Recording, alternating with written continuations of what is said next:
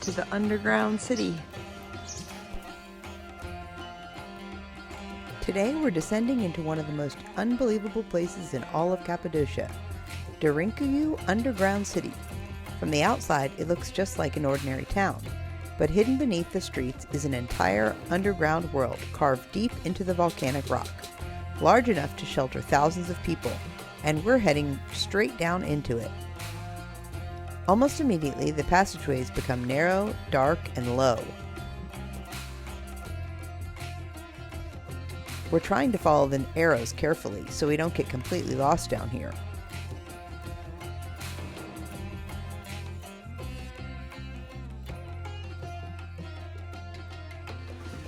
No, we're not gonna get lost.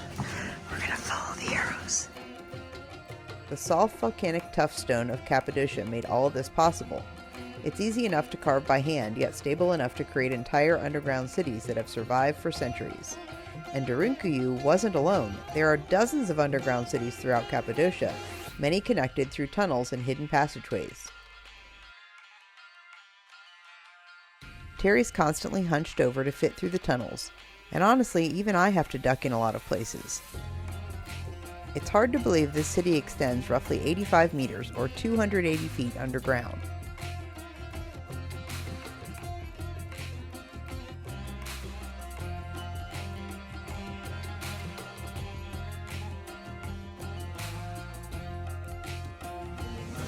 This is crazy.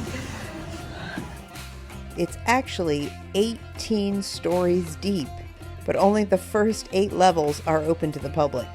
I think that was enough for me. Archaeologists believe the earliest sections may date back thousands of years, possibly beginning with the Phrygians, before later Byzantine Christians expanded the city into the massive refuge we see today. As we move deeper underground, we come across these enormous circular stones that were rolled across entrances to seal off the tunnels during attacks. Stone door. Oh, this is one of those stone doors, like, you know, the stone was rolled away. Crazy. They would block the passages with that. Some weigh hundreds of pounds and could only be moved from the inside, making the city incredibly difficult for invaders to penetrate. Down we go. It almost feels like something out of a fantasy movie. The deeper we go, the more impressive the engineering becomes. We start seeing the massive ventilation shafts that carried fresh air all the way down through the city. These are giant air shafts. Holy cow. You can't even see how far down that goes. Just going further and further down. It's crazy. Not built for 6-foot people. Some of these shafts also doubled as wells, giving people access to water while hidden underground. You can stand up here and take a break. Oh, there's another stone door. Come out, because it's not that tall. Alright, we're going this way to the church first, because it's bigger. Come back that way to the graves later. This way or this way?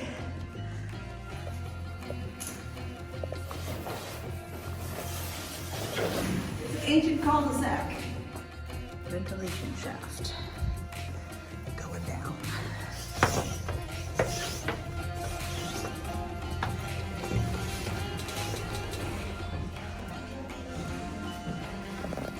Oh, there's the bottom of it. You can see it from here.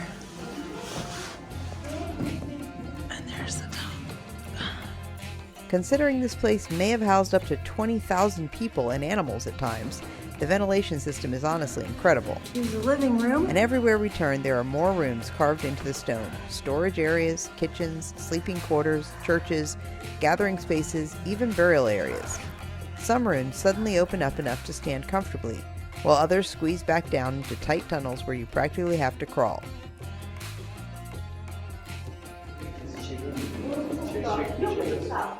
Because you lived and died down here.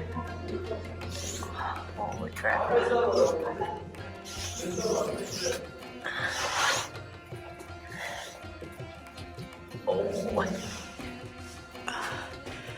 A very short living room. At one point, we find a room labeled Living Room, which somehow makes this underground maze feel strangely normal and human. It's surreal imagining families spending months down here cooking meals, sleeping, raising children, and trying to continue daily life beneath the earth. Okay, yeah, I can see why people freak out in here when it's crowded. If you got like 1,000 tourists down here trying to get through these passages, I would be pretty freaked out too. That's why we need these things on the off season, right?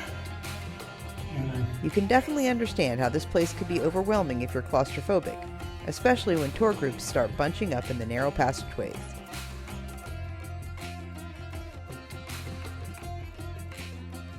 There are moments when you're just trying not to think too hard about how many meters of rock are above your head. Later, we reach the animal stalls, where livestock would have been kept underground alongside the people. Oh, stall. Oh, this is the stall for the horses. What? That must have been quite smelly. Stall. There's a trough. Bringing the animals down, too, meant they had access to food, transportation, milk, and heat during dangerous periods above ground. But I can't imagine the smell down here back then. It's eerily peaceful down here. Eventually, we stop following the arrows exactly and start wandering through the side passages, trying to see as much as possible without getting lost forever. Every tunnel seems to lead to another hidden chamber. This place is just endless. We have now left the territory of the arrows, so you are navigationally in charge. Don't let me get lost down here forever. Holy cow.